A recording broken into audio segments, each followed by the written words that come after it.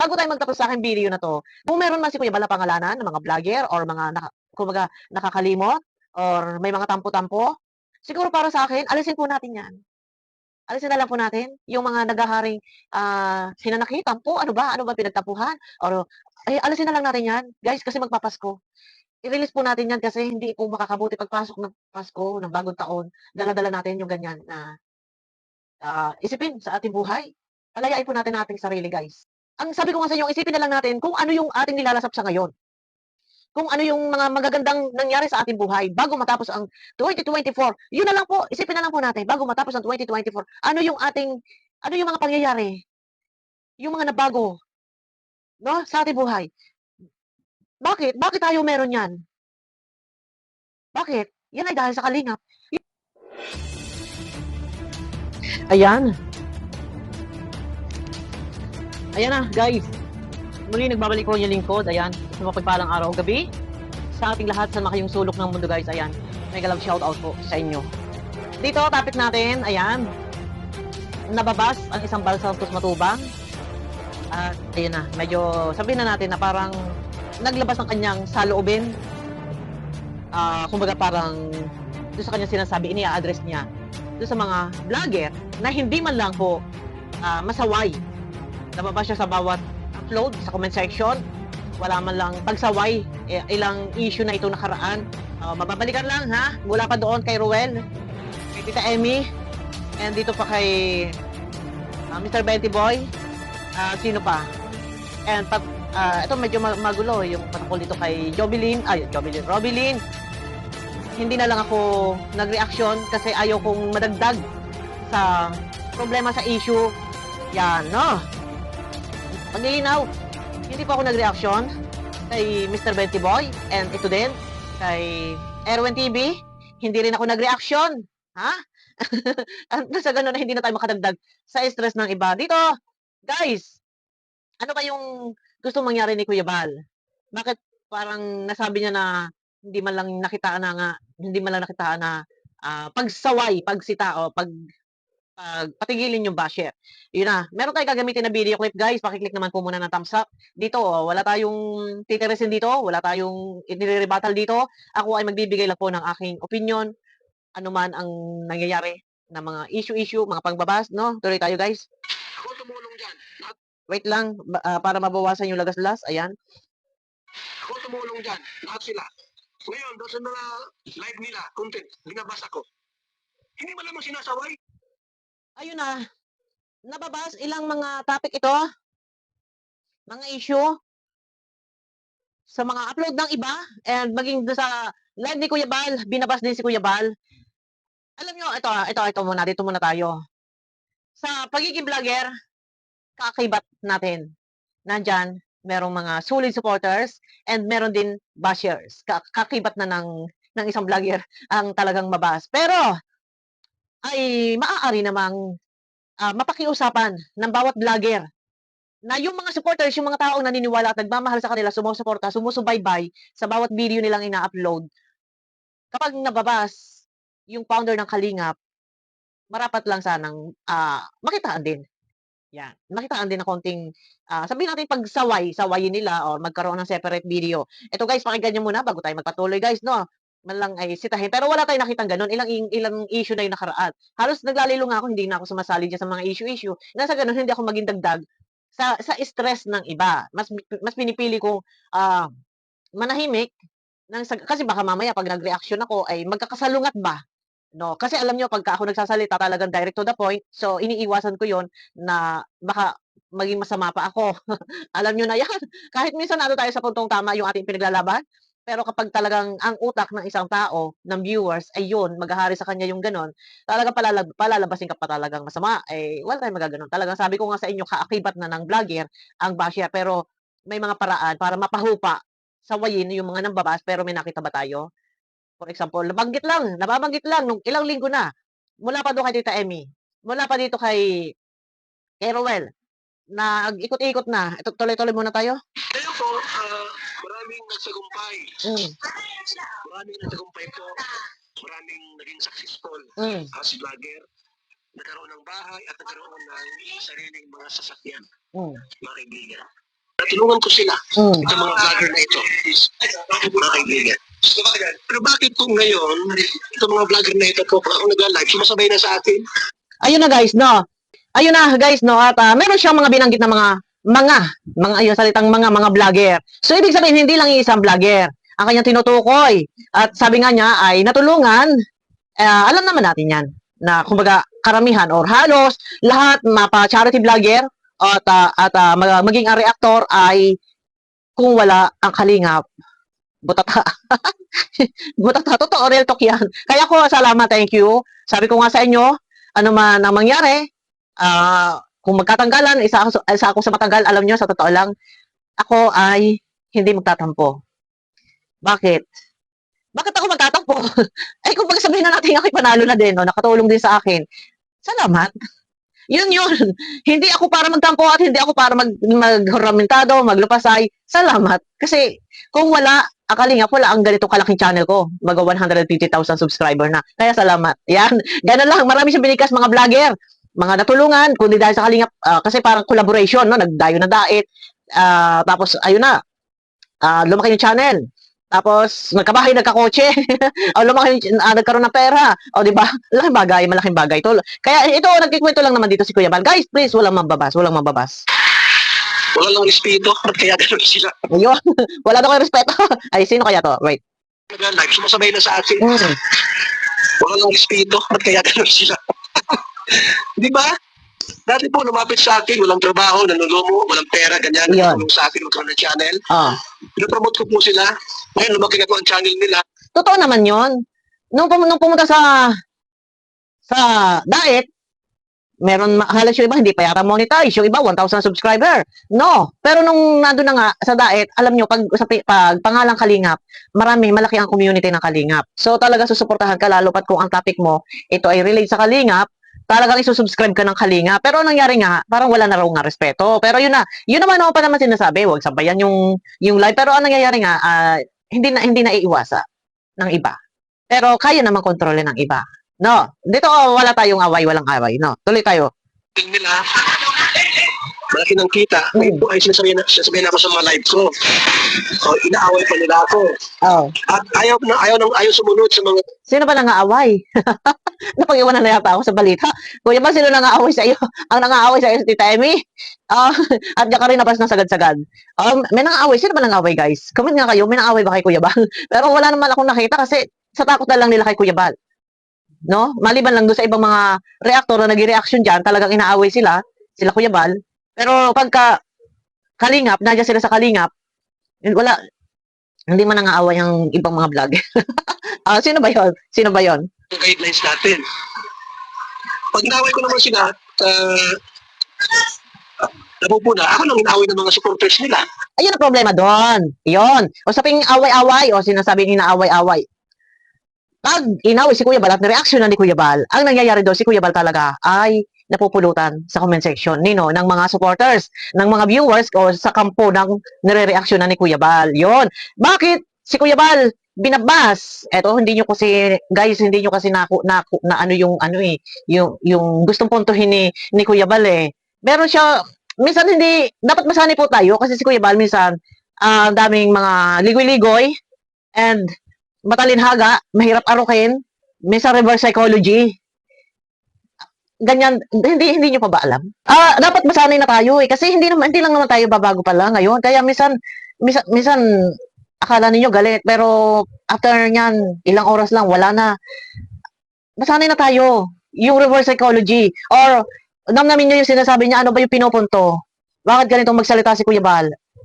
Baka meron lang siya na gustong mangyari. Or, nalambing, hindi ka na nakakaalala, hindi ka napunta ng lighthouse, ay ikaw na may kumikita ng malaki, ay hindi ka man lang nabigay. Yung mga ganun lang. Pero hindi naman talagang kumbaga alam niyo, masanay na kayo kay Kuya Bal, ganyan lang naman yan magsalita. Ang gusto lang din niya talaga, maalaala niyo kasi syempre nga naman, ay siya nga rin naman, kundi nga naman din dahil nga sa kanya, hindi rin naman talaga kayo susuportahan tayo. Hindi tayo susuportahan ng viewers ng Kalingap. Yun lang, yung malaala Kuya Bal. Ito na, pangkape mo, panghigop mo dyan ng kape. BSM kape. Yung mga ganun lang. Yun lang naman yung kay Kuya Bal. Ito guys, walang ano dito ha. Yun lang. Tuloy tayo. Anong nangyari po sa aking mga kaibigan? Ako ba'y nagkamali sa aking ginawa na magkaroon po ng vlogger, kalingap vlogger. Hindi naman, malaking tulong nga, hindi lang sa mga beneficiary, hindi lang sa ating kapwa na naghihirap or talagang sadsad sa pamumuhay, sa hirap na pamumuhay. Malaking tulong maging sa mga charity vlogger, kalinga partners, and sa mga reaktor. Kahit sa mga kolorom na reaktor, malaking tulong din. Kaya, nung nagtatag ka ng kalingap, ay napakaganda na nito. At ang adhikain at ang iyong nasimulang advokasya ay hanggang sa ngayon ay tuloy-tuloy. Ang pagtulong, ang paglingap, na kung tutuusin nga, kaya nga sabi ko nga noon, yung meron ng i-issue na puro daw sila travel around the world na, deserve ng kalingap ang mag-travel. Bakit? O, pahinga, relax din. At hindi naman pwedeng araw-araw, ay puro na lang ibang tao na hagilapin na tulungan. Siyempre, deserve nila mag-relax. So, hindi masama na ikaw ay nagbuo ng isang community at ikaw ay kumuha ng mga vlogger. Katunayan ay malaking bagay at marami ka pang natulungan, hindi lang ang mga beneficiary na inyong nililingap, maging mga vlogger, kalinga partners, and reactor. Kaya thank you, ako nagpapasalamat din. Sabi ko nga sa inyo, hindi natin kailangan punahin yung maliit. Ito, paglilinaw sa lahat ng mga basher. Ito guys, hindi ko na muna paririnig to, ha? Siguro naman napanood na ng iba, may mga nag-reaction na rin ng iba. Alam nyo na rin kung ano yung ating highlight na topic dito, usaping pambabas kay Kuya Bal.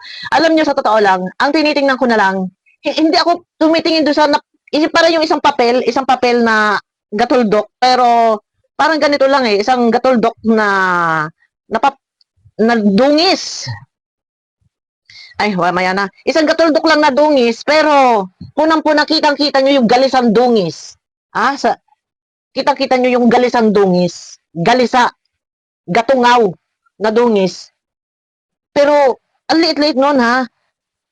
Hindi big deal, hindi problema sa atin, hindi big deal sa atin, hindi yun, kumbaga, wag tayong mag-focus doon.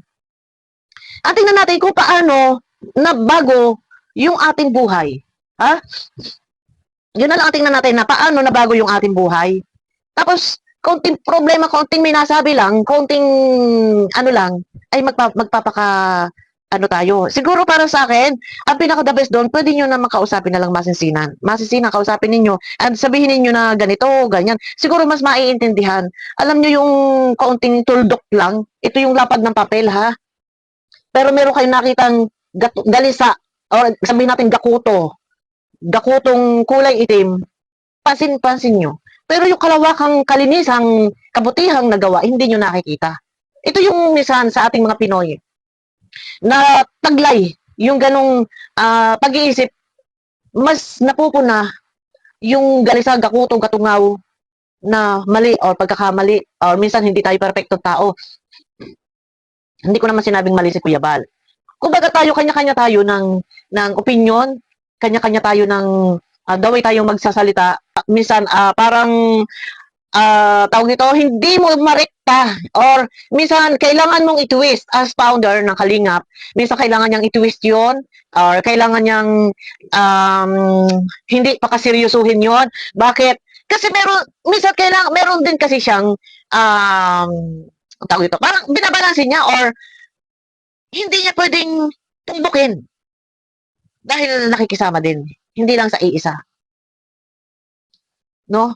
And meron din siya isinasaalang-alang yung programa niya. For example, bawat vlogger, bawat reactor, ikaw na may kumikita, gamit mo yung mga content ng Kalingap, kumita ka ng 50,000, pinakamababa, lalo na sa, for example, halimbawa lang to.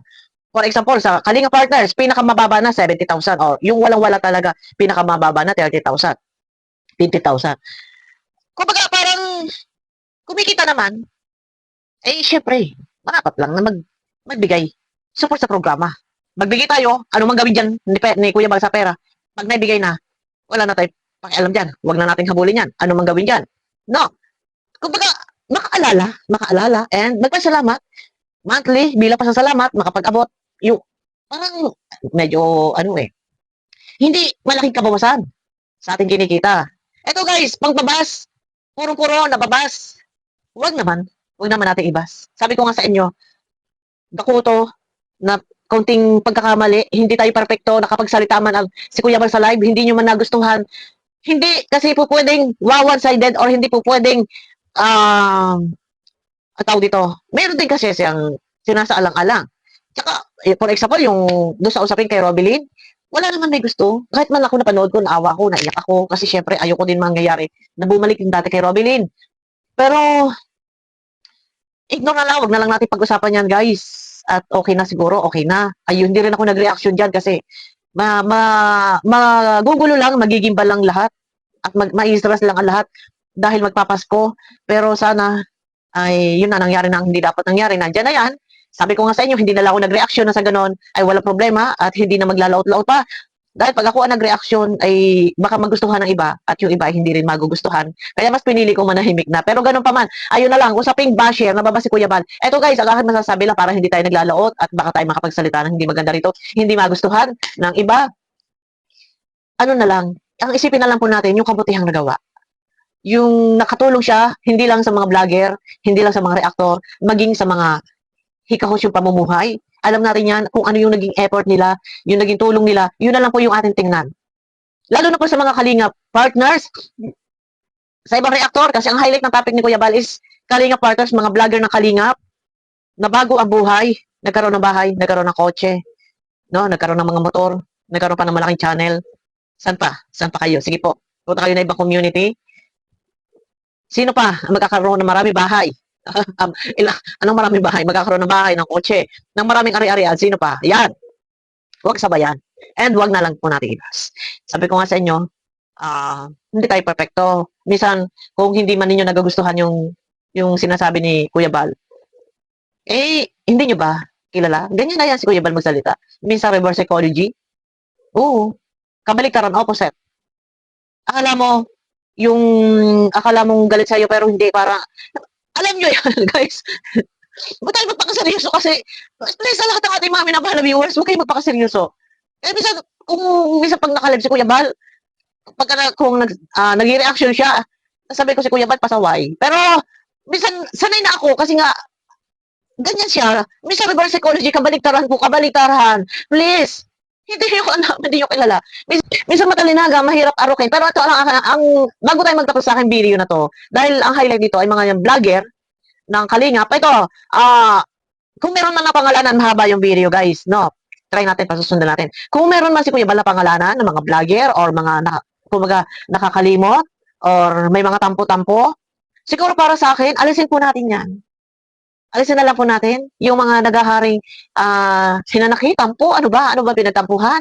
Or, alisin na lang natin yan, guys, kasi magpapasko. I-release po natin yan kasi hindi po makakabuti pagpasok ng Pasko, ng bagong taon. Dala-dala natin yung ganyan na isipin sa ating buhay. Palayain po natin ating sarili, guys. Sa totoo lang. Dahil mas masarap yung pakiramdam na natanggal yung lahat ng inyong mga problema, ang inyong mga hinanakit. Kung meron man kayong mga hinanakit na bakit hindi kayo nagpaparamdam sa Kalingap, bakit parang may galit kayo sa Kalingap or sinasabayan nyo si Kuya Bal, tanggalin na lang. Ang sabi ko nga sa inyo, isipin na lang natin kung ano yung ating nilalasap sa ngayon. Kung ano yung mga magagandang nangyari sa ating buhay bago matapos ang 2024. Yun na lang po, isipin na lang po natin, bago matapos ang 2024, ano yung mga pangyayari, yung mga nabago, no, sa ating buhay. Bakit? Bakit tayo meron yan? Bakit? Yan ay dahil sa Kalingap. Yun na lang po. Kaya ako thank you. Sa totoo lang, ako aminado ko, talaga, maganda ang buhay ko. Noon pa naman, maganda ang buhay ko. Nakakakain ako, hindi lang 3. Hindi lang umaga tanghalian, hapunan. Kaya ko kumain kahit 2 beses ako kumain sa umaga, 2 beses kumain sa tanghali, 3 beses kumain sa maghapon. Kaya ko. Kaya thank you. Pero yun nga, dahil magpapasko, tanggalin po natin ang lahat. At ang pinaka-the best po nito, guys, yung kasabihan, ika nga ay magbalik loob kayo sa Kalingap kay Kuya Bal. Yun lang yung hinihiling, yung hinihintay. Bago matapos yung taon, kayo magparamdam, Kuya Bal. Yun lang, malaala. Hindi iyan malaking makabawasan sa ating pagkatao. Hindi ito big deal sa atin. Hindi natin ikakasira ng ating reputasyon. Yun na lang isipin natin. Gumanda yung buhay natin, mas lalong gaganda pa yung buhay natin kung nandiyan tayo. At yung mga nababas, gawa lang tayo ng paraan, mga bro, mga sis, baka pwede wag natin ibas kasi may mga konting hindi lang na pagkakasunduan, ito na may maiaayos natin to, pwede kung, yun lang, tanggalin na lang natin, guys. Kasi, yung papasok ang taon na meron ka rin dalaw-dalang isipin, di ba, hindi rin makakabuti. Yun lang. At, kung halimbawa, ganyan nga, may konting hindi pagkakaunawaan, siguro para sa akin, kausapin natin sila. At si Kuya Bal, ay magpapasko din, Kuya Bal. Huwag na rin pasabay. Ay, di ba, huwag ka na rin pasabay muna. Ay, nako, Diyos ko. Pero yan na, number one reactor. Kuya Bal yan. O, di ba? Number one reactor, defender na reactor pa ng Kalingap. Eh, syempre, wala iba kundi si Kuya Bal. Pero, ay, strong yan. Ano, fighter yan, strong pa. Pero, Kuya Bal, bakit ka umangal? Ah, bakit ka umangal sa basher? Kung ikaw may basher, lahat tayo may basher. Ako din, dahil kong basher eh. Pero, ang mga basher ko, sa totoo lang, ito, real talk. Ako immune na. Thank you sa mga basher. Bakit? Naging strong po ako. Ito din yung isa din sa kagandahan, naging strong ako. Kumbaga, natatanda ko. Ano masabihin nila? Wala na bang iba? Wala na ba iba? Wala na bang ibang may babato sa akin nila? Strong na ako, tatatag na ako, and thank you sa lahat ng basher. And syempre, thank you din kay Kuya Bal. Sa lahat ng ating mga minamahal na viewers, syempre, hindi natin nakakalimutan yan. Nandiyan na, nag-aabang sa akin, lalo na kung may rebuttal tayo. may real talk tayo, nandiyan sila. Yun, pero normal basher, kaakibat. Yan, kaakibat natin lahat yan. Pag wala kang basher, kawawa ka, bakit? Hindi ka na papag-usapan. Lagi ka na iwas sa ere. Mas maganda, alam niyo pa to, ganyan yan eh. Pag nakikilala ka, kasama na yan, mababas ka, kaya magiging strong ka, kailangan ready ka sa lahat ng ganyan. Ano ba yan? Ano ba yan? Ayun na, ang sarap sana magkwentuhan eh, kung ano-ano mga kwento eh. Pero ayun na guys, abangan nyo ako sa aking next video po. Ayan, mega lang shoutout. Ayan, shoutout mga ninong, mga ninang. Ayan, shoutout pala kay Ate Harbin TV. Ayan, kay Ate Harbin TV, mega lang shoutout po sa iyo.